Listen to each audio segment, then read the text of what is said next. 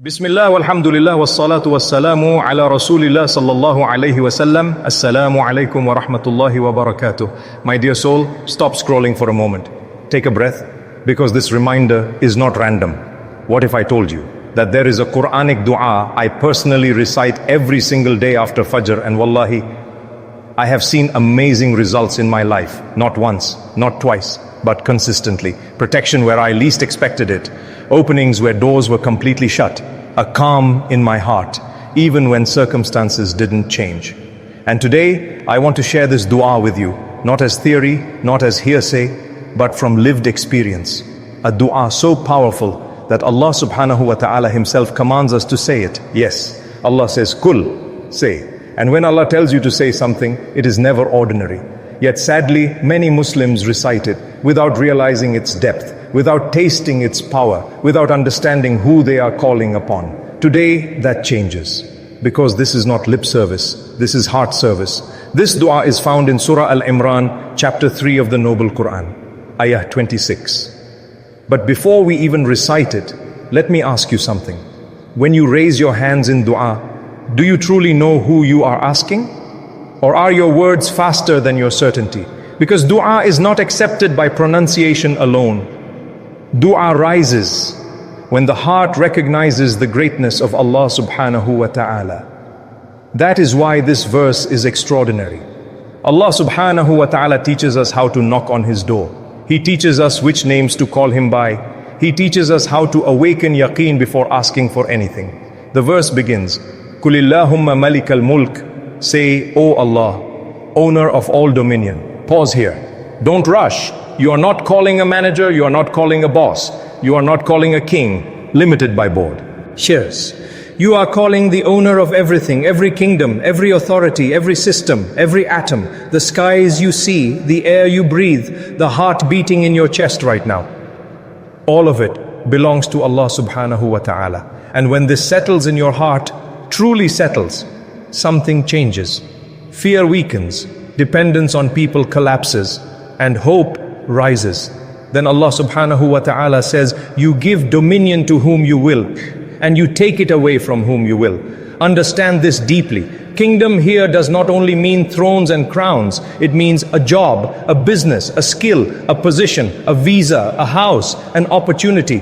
Whatever portion of the kingdom Allah wills, He gives it. And if Allah withholds it, no human can force it open. Not your boss, not your connections, not your intelligence. This verse resets your heart. It teaches you, stop chasing the creation and start relying on the Creator. And this is only the beginning. Because in the next, Allah subhanahu wa ta'ala speaks about honor and humiliation. And wallahi, when I understood that section of this verse, it changed how I view success forever. Stay with me, because this dua is not just recited, it is lived. And what comes next might be exactly what your heart has been waiting for. My dear heart, we began this powerful Quranic dua by recognizing who we are calling.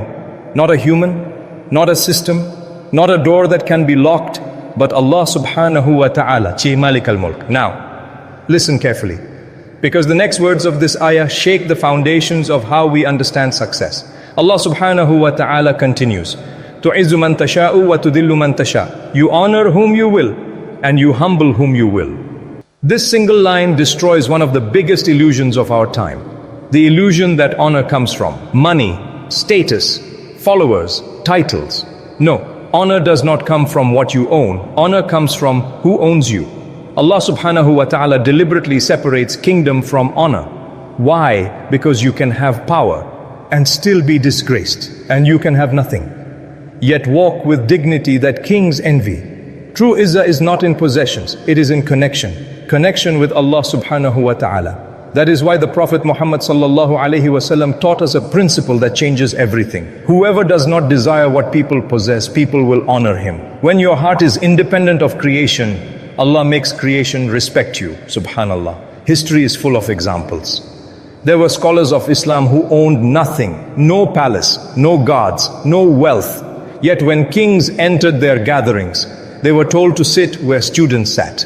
And they did, not because of fear, but because Allah subhanahu wa ta'ala placed haiba, awe, into the hearts of people. That is izzah. And Allah says clearly, to izzu man tasha, only whom you will, not whom society chooses, not whom trends elevate, not whom algorithms promote, Allah alone. Then comes the warning, wa tudillu man tasha, you humble whom you will. This is frightening, because it means a person can have money yet no peace, status, waz, yet no respect, a platform yet no barakah. Why? Because when someone distances themselves from Allah, Allah removes honor quietly. No announcement, no warning, just emptiness. And this verse forces you to ask, where am I seeking my izzah from? From my job, from my image, from people's approval, or from Allah subhanahu wa ta'ala? The ayah continues, biyadikal khair. In your hand is all goodness, not some goodness, not limited goodness, all of it. Goodness of wealth, goodness of health, goodness of children, goodness of marriage, goodness of iman, goodness of peace. Every form of khair is in the hands of Allah subhanahu wa ta'ala, not in the hands of your boss, not in the hands of your parents, not in the hands of governments. When this certainty enters your heart, anxiety begins to dissolve. Then Allah subhanahu wa ta'ala seals this section with, Innaka ala kulli shay'in qadir. Indeed, you are capable of all things. There is no ceiling, no limitation, no impossible in Allah's dictionary. What you call impossible, Allah calls easy. And when you recite this after Fajr, at the very beginning of your day, you are declaring spiritual independence from the world. You are saying, Ya Rab, I rely on you before relying on anything else. But the ayah is not finished yet, because now Allah subhanahu wa ta'ala speaks about life and death, provision without measure. And this is where my personal experience truly begins. Stay with me, because the final part of this dua is where destinies change. My dear brothers, my dear sisters, now listen carefully, because this final part of the verse is where hearts soften and destinies begin to shift. Allah subhanahu wa ta'ala continues, Tulijul layla fin nahar wa tulijul nahara fil layl. You cause the night to enter the day and you cause the day to enter the night. Every single day, without delay, without error, without ever missing a moment. When night becomes day and day becomes night, it is not randomness, it is control. Perfect control. And if Allah subhanahu wa ta'ala can manage the rotation of the heavens, the balance of time, the order of the universe, then ask yourself, what problem of yours is too big for Him? What worry keeps you awake at night? What fear sits quietly in your chest? This verse reminds you, just like night turns into day, your difficulty can turn into ease. Then Allah subhanahu wa ta'ala says, وَتُخْرِجُ الْحَيَّ مِنَ الْمَيِّتِ وَتُخْرِجُ الْمَيِّتَ مِنَ الْحَيِّ. You bring the living from the dead and you bring the dead from the living. Hope from hopelessness, life from despair. Allah subhanahu wa ta'ala can bring growth from what looks finished, a child from what seemed impossible, a solution from a closed door, a way out from complete darkness. And then comes the line, that changed my mornings. وَتَرْزُقُ مَنْ تَشَوْ بِغَيْرِ حِسَابٍ. And you provide for whom you will, without measure, without counting, without limits, without calculation. Not salary-based, not logic-based. Allah's rizq does not follow spreadsheets. And this is where I want to speak to you personally. I made it a habit every single morning after Fajr, before the world wakes up. I recite this ayah slowly, with presence, not rushing, not distracted. I recite it 3 times. Why 3? Because if my heart was absent the first time, it wakes up the second time, and by the third too. It surrenders. And then I raise my hands and I ask Allah subhanahu wa ta'ala in my own language for protection, for rizq, for clarity for my family. And wallahi, I have seen wonders. Not always in what I received, but in what Allah protected me from. Days feel lighter, decisions feel guided, problems feel smaller, even when they remain. And on the rare morning when I forget to recite it, something feels missing, as if my day started without its shield. So I stop, I recite it, and subhanallah, things settle again. This is not magic, this is tawakkul.